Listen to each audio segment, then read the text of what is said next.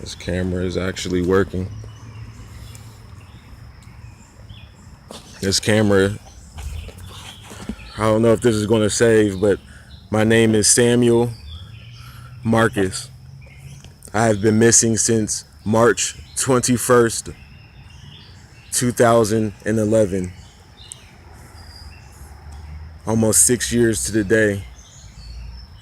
I know this is June. I don't know exactly what day it is, but I know this is June. But this is me, Mom. This is really me, Dad. Angel. This is me.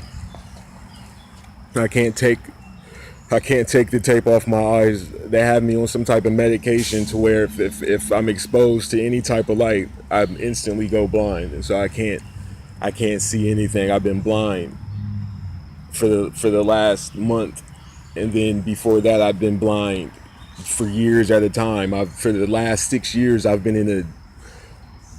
I'll tell the story from the top. I know nobody's gonna believe me, but this is not for you. This is for my mom and my dad and Angel.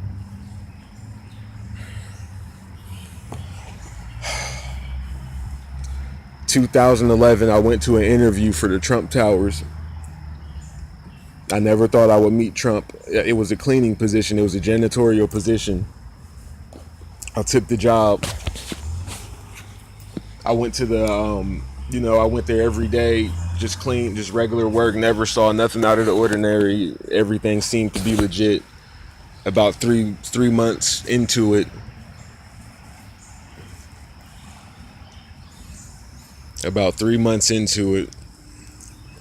I remember vacuuming the hallway on the top floor. I believe it was the top floor. I'm vacuuming down the hallways. Everybody's gone. It's after hours. It's probably about 1:30 in the morning. I'm working my way down the hallway. As I get down the hallway, there's a door, and the door is cracked. I can't see. I don't know what I'm doing, but it's cracked a little bit.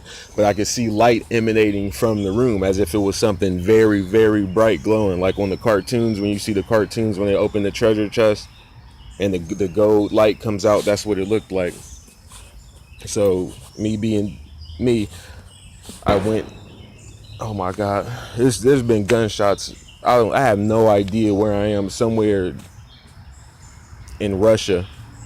That's all I know, is it's somewhere in Russia. But anyway, I went to go see what it was. I pushed the door open, and like I said, you're not going to believe me. I don't care if you believe me or not. But Donald Trump was in there, and he had his hair braided, not single twist. He had his hair braided, cornrow back, and he was laughing maniacally. And there were Dementors flying around his head, and they were all laughing. And it looked like they were having some type of party. I don't know what they were doing, but coming from Donald's eyes and his mouth and his nose and his ears and his pee hole and his bum hole, every hole had a glowing gold rays just coming from it. And I just stood there and I couldn't believe it. And I just stood there and they were both laughing, and all of a sudden he just stopped laughing. The Dementors stopped swirling around. They went back into his desk.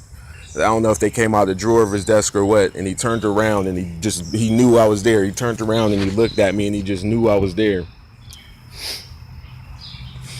And I didn't know what to say, so I just stood at him.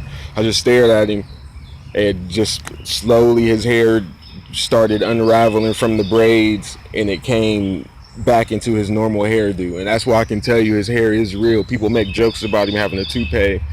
His hair is real. His hair is real.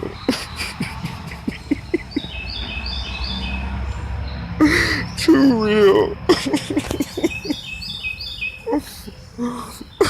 But back to the story. So I turned around and I started to run. That's all I could do. I turned around and I started to run. Donald Trump, like Fantastic Four, Mr. Fantastic, how his arm can stretch. That's what Donald Trump did. I'm running down the hallway. I'm a good 10, 15 feet away from him. Donald Trump reaches out his arm and it stretches and it wraps around my ankle and he yanks me. And I just fall. My feet come from up under me and I fall and I hit my head on the ground and I blacked out, and that was it. The next thing I knew, I was in a sweatshop. I know Donald Trump is not racist. I know he's not racist, but everybody in that sweatshop was black. Coincidence, probably, but everybody in there was black. And you're not going to believe this. Like I said, you're not. I don't care if you believe it or not. You're not going to believe this. This is from my parents. In that sweatshop, we made sure. I'm already dead, so I might as well tell. Like, I can't. It's just I've kept this bottled up for 6 years because you get killed for saying stuff like this. But I don't care. But that orange color that he has to him, that orange tint that Donald Trump has to him, that's all we did in that sweatshop was make the mixture for his skin. And there's oils that go into his skin, there's dye that goes into his skin, there's vitamins that he takes to become more orange. Everything in that sweatshop had to do with keeping Trump orange. And I was there for 5 years, 6 years. And now I don't know where I am. I'm in the forest somewhere.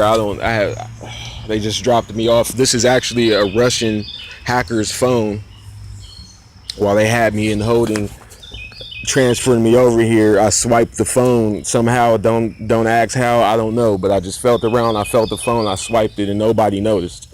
So now I have the phone, and I'm putting this hopefully so my mom can find me, my dad can find me. I have been working for Trump for the last 6 years. I'm somewhere in Russia with his Russian connects. I'm tied, I'm locked. They are feeding me pretty well. Last night's dinner was pretty scrumptious, but I do want to get home to my family. So